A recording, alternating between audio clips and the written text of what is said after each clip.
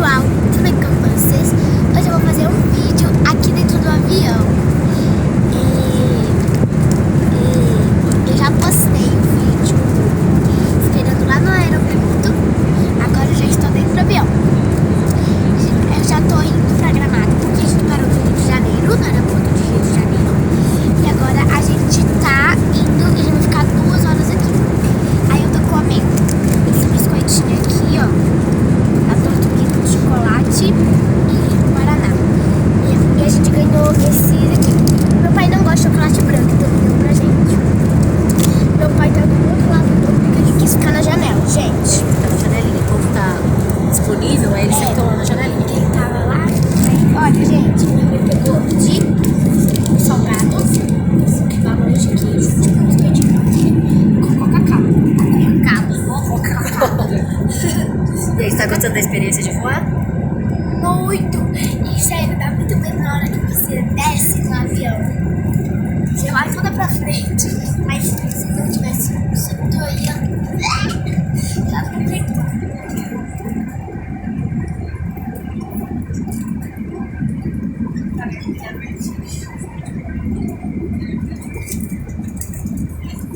Vou mostrar um pouquinho aqui, eles estão bem.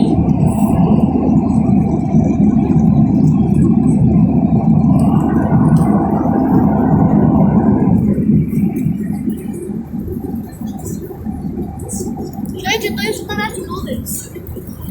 Nas nuvens. I believe que é verdade.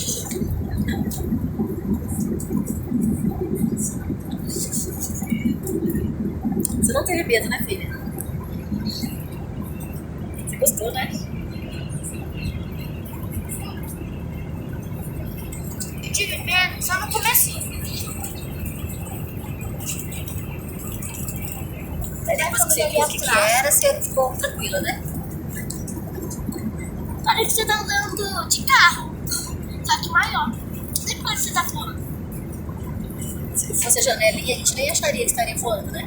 A gente acharia que não tivesse no chão. Você só... Eu falei, quando eu tava indo pra aeroporto de Rio de Janeiro, eu falei assim, mamãe, já desceu? Ela falou, não, você vai perceber quando vai descer. E eu percebi mesmo. Dá pra perceber, né? A gente sente o impacto na hora da descida. Demais. Então tá, vamos terminar de comer e depois agora a gente volta lá em Porto Alegre. Dá tchau aqui. Tchau, gente.